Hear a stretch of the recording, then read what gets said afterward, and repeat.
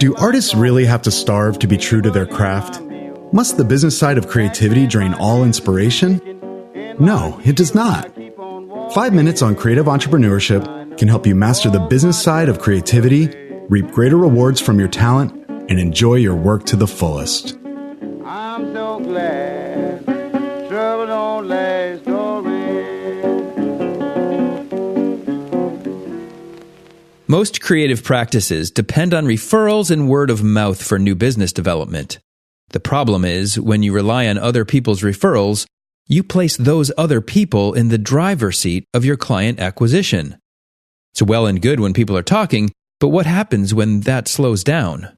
Do you really want to entrust the future of your business, your livelihood, to the whims of others? I'm Eric Holter, and I've been a serial creative entrepreneur for over 3 decades. After graduating from Rhode Island School of Design in 1991, I could cut and print beautiful wood engravings. But I had no idea how to run a business. They just don't teach enough about business in art school.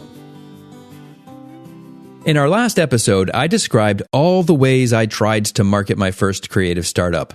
Print ads, online ads, mailers, cold calls, sponsoring public radio, and even a terrible chocolate cake strategy. For all my efforts, and I worked hard at all of them, I don't remember any of them accomplishing much at all. But then something changed, and credit where credit is due. I hired David C. Baker in 2000, and he was the catalyst. He showed me how controlling your marketing is contingent on finding a niche, carving out a narrow, specialized positioning. Everything flows out from that one terrifying commitment. I couldn't argue with his logic or his repeated experience helping firms like mine, though I tried, as do most of his clients at first. There's something in the creative heart that resists the idea of limits or long-term repetition. We want to explore, to experiment, to try new things. Doing one kind of work for one kind of client forever, or for the foreseeable future, is antithetical to the creative impulse. But if you can accept this wisdom and put your inner Jack Kerouac in check and declare a focus, once you know what you do, who you do it for, and how it specifically benefits your prospects, everything gets easier and more effective. You can easily locate your market. You'll have something concrete to say about their particular needs, having worked with many other clients like them. And the more you do this, the better you'll get, and the more insightful you'll become.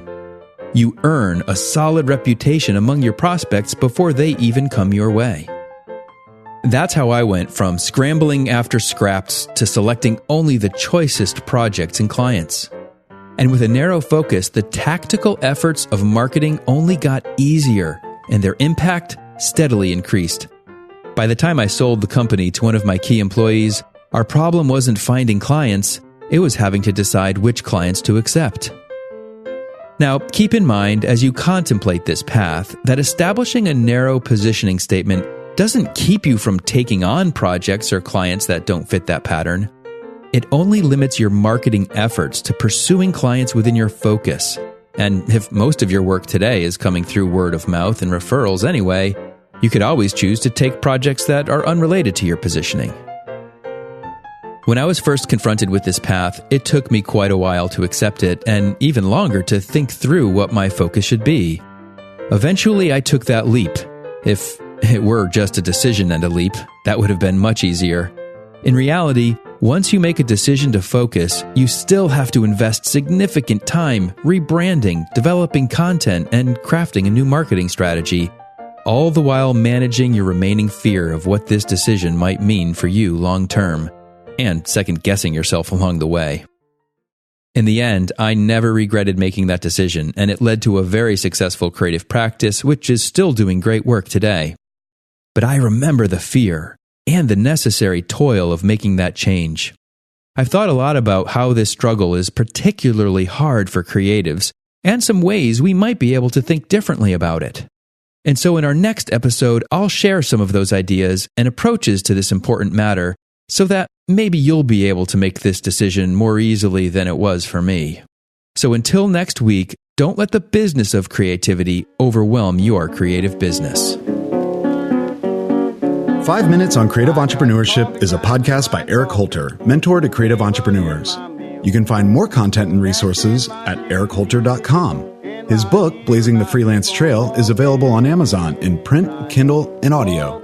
If this podcast is helpful to you, be sure to share it with your colleagues, and ratings and reviews are always appreciated.